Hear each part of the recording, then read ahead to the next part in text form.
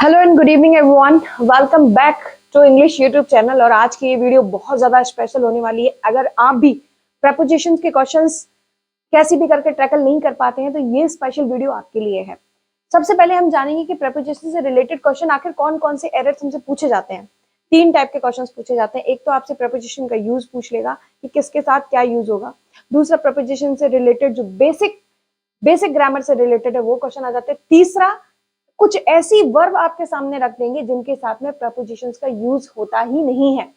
आप देखते होंगे कुछ लोग आपको सिखाते हैं कि आपको बताना है आई मीट विथ, और क्या गलत है इसमें, या फिर ही एक्सप्लेन्ड अबाउट हिज फैमिली, क्या गलत है इसमें। तो बहुत से आपने देखते छोटे छोटे वीडियोस आपको दिखा रहे हैं कि भाई एक्सप्लेन का मतलब ही होता है के बारे में बताना, और ये सब ऐसे फलाना ढिमका करके आपको छोटे छोटे शॉर्ट्स या वीडियोस में कंफ्यूज करते रहते हैं।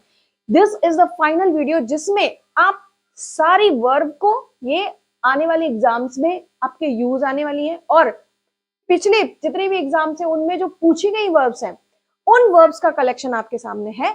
और ये ऐसी वर्ब्स हैं जिनके साथ में प्रेपोजिशंस का इस्तेमाल नहीं होता है, और एग्जामिनर एक ऐसी वर्ब रख देता है, साथ में प्रेपोजिशन लगा देता है, और हम कंफ्यूज हो जाते हैं और हम एरर निकाल ही नहीं पाते। दो चीजें होंगी, एक तो ये वर्ब से अगर आप पहले ही फैमिलियर होंगे तो आप पहले ही पहचान पाएंगे, अरे ये तो वही वर्ब है जिनकी वीडियो हमने ऑलरेडी देखी हुई है, और ये इन वर्ब में हमें प्रपोजिशन नहीं लगाना है, तो वेरी क्विक आप उसको पहचान लेंगे और अपने एरर को डिफाइन कर लेंगे। चलिए ज्यादा देरी नहीं करते और इसका रीजन भी समझेंगे कि आखिर ऐसा क्यों होता है, इन वर्ब के साथ आखिर ऐसी क्या परेशानी है जो ये प्रपोजिशन नहीं लेती है। एक्चुअल में ये जो वर्ब है वो ट्रांजिटिव वर्ब्स है। कौन सी वर्ब है? ट्रांजिटिव वर्ब्स है। Don't use preposition after there, है ना, बिकॉज दीज आर वर्ब, ये डबल वर्ब हो गया, these verb are transitive, they must have an object, क्योंकि ये ट्रांजिटिव वर्ब्स हैं और ट्रांजिटिव वर्ब के तुरंत बाद ऑब्जेक्ट मिलना चाहिए। ऑब्जेक्ट तो इनको मिलता नहीं है। जब भी आप एरर वाले सेंटेंस को देखेंगे तो आपको प्रपोजिशनल ऑब्जेक्ट मिलेगा। ठीक है, प्रीवियस वीडियोस में हम कई बार एक्सप्लेन भी कर चुके हैं इस चीज के बारे में। आइए जान लेते हैं हम कुछ ऐसी वर्ब को।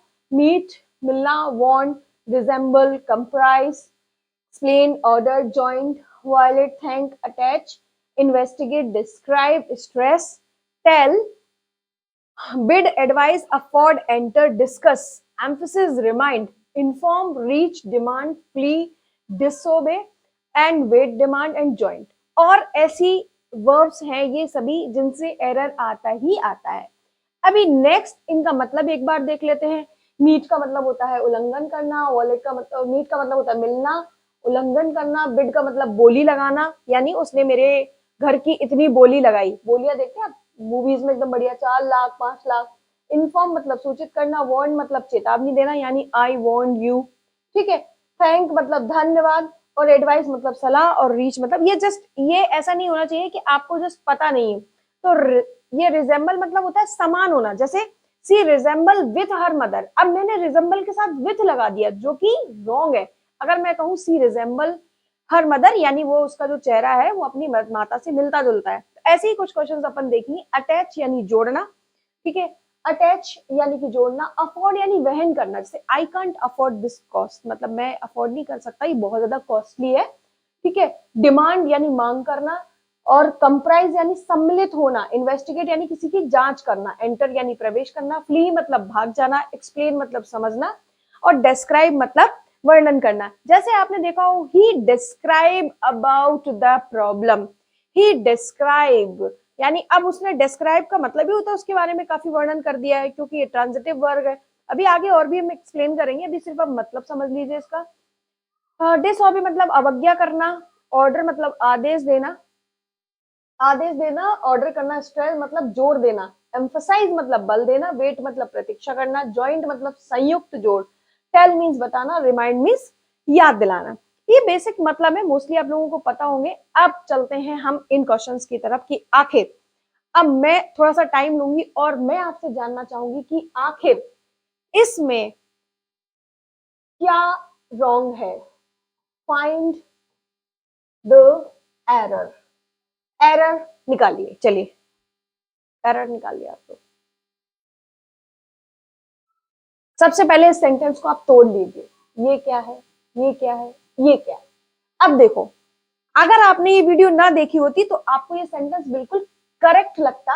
आई मेट विथ हिम यस्टरडे, यानी मैं कल उसके साथ मीटिंग की या मैं उससे मिला। लेकिन चूंकि मैंने आपसे कहा ये ट्रांजिटिव वर्ब है, इन्हें एक ऑब्जेक्ट जरूर चाहिए, इन्हें एक ऑब्जेक्ट जरूर चाहिए। आप कहेंगे मैम ये सब्जेक्ट हो गया, ठीक है, ये वर्ब हो गई, ठीक है, ये ऑब्जेक्ट हो गया। ऑब्जेक्ट तो है, लेकिन क्या ये इस वर्ब का ऑब्जेक्ट है? नहीं, ये प्रपोजिशनल ऑब्जेक्ट। क्या है? प्रपोजिशनल ऑब्जेक्ट है। और अब चूंकि हम एक वीडियो अभी आगे की स्लाइड देख चुके हैं और हमने आपको बता दिया है कि ऐसी वर्ब के साथ में प्रपोजिशन का इस्तेमाल नहीं होता है, तो इसमें एरर क्या है? ये, यानी कि ये मैम एक ट्रांजिटिव वर्ब है, इसके साथ प्रपोजिशन का इस्तेमाल नहीं होना चाहिए। तो इसका करेक्ट आंसर होगा I met him yesterday. I met him yesterday. ये इसका करेक्ट फॉर्म। आई थिंक आपको समझ में आ रहा होगा अच्छे से। चलिए इसमें बताइए,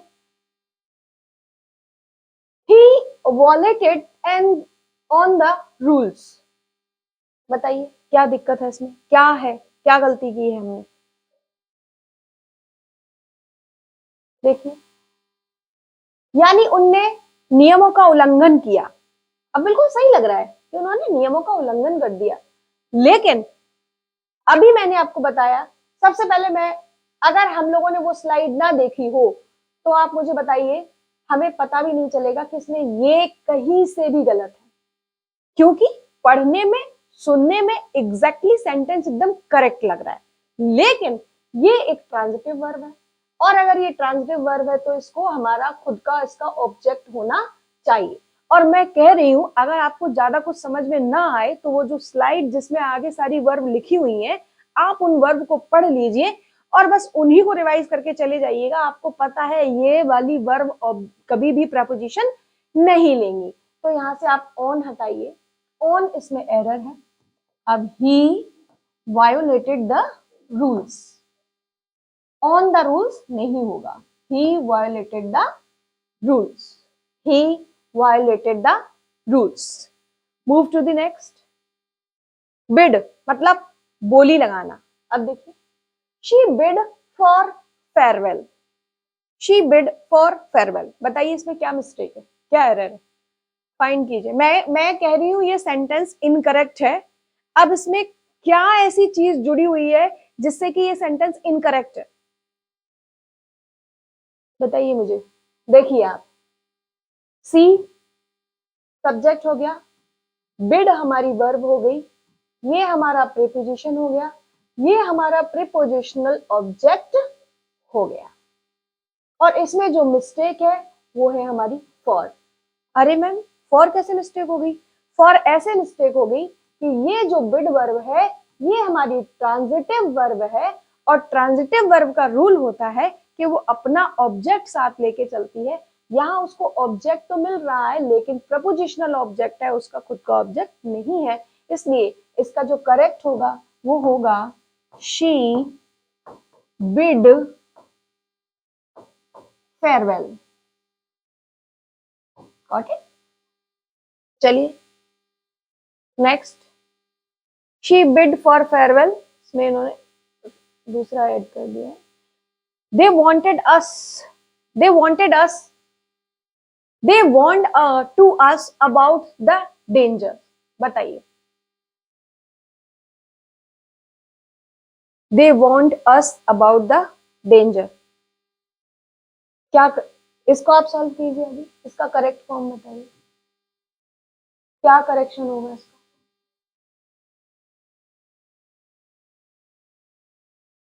कौन सा गाना सुनने के लिए बोलते हैं लोग? किरिस का गाना। ऐसे ऐसे नमूने आते हैं हमारे लाइव क्लास में जो बोलते हैं कि मैम हम किरिस का गाना सुनेंगे। आप बताइए इनको किरिस का गाना कैसे सुनाएं? किरिस का गाना सुनना है इनको, पहले ये शॉर्ट आउट कर दीजिए, इसको करेक्ट फॉर्मेशन बता दीजिए, फिर किरिस का गाना भी सुनाएंगे, है ना? किरिस का गाना भी सुनाएंगे। आई थैंक्ड टू हर, मैंने उसको धन्यवाद किया। नहीं, और एक और प्रकार के नमूने हमारे यहाँ आते हैं जो लाइव क्लास में बोलते हैं कि 2x का ऑप्शन दे दो, क्या ये पेपर देंगे, क्या ये पास होंगे, और तैयारी कर रहे हैं वो उसकी एसएससी सीजीएल की। कुछ तो ऐसे बोल रहे थे कि मैम हमारा ऐसा ही निकल गया है, बस अभी तुरंत ही हम ज्वाइन करने जा रहे हैं, एक काम कर दीजिए कि लाइव क्लास में 2x की स्पीड और दे दीजिए। हम ही सोचे कि हम अपनी जुबान को 2x कर लेते हैं, बाकी ऐसा कोई फंक्शन तो अभी बना नहीं है, बाकी यूट्यूब से रिक्वेस्ट जरूर करेंगे कि बना ले। चलिए, आई थैंक्ड टू हर, ये एक सेंटेंस इनकरेक्ट है। इसमें आप मुझे बताइए कौन सी चीज ऐसी है जो इस सेंटेंस को गलत बना रही है, बताइए।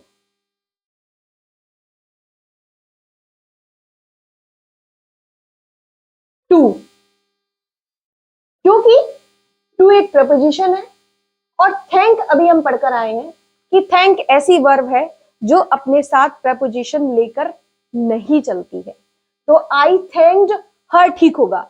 देखिए, स्पोकन की बात अलग है, I thank to her, I thank to him एक अलग चीज है, बट आप ग्रामेटिकल पर उतरेंगे, ग्रामेट की भूमि पर उतरेंगे तो आप थैंक के साथ टू लेकर नहीं चल सकते, ये रॉन्ग है। सही होगा आई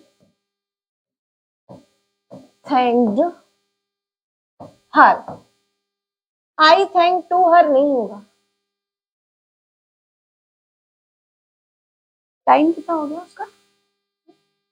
चलिए, अभी नेक्स्ट क्लास में मिलते हैं आपसे एक नई एनर्जी के साथ में, एक और नए नमूने की कहानी लेकर, क्योंकि हमारे क्लास में पढ़ाई के साथ साथ नमूने के उदाहरण भी आपको मिलते रहेंगे। चलिए, थैंक यू, स्टे ट्यून्ड।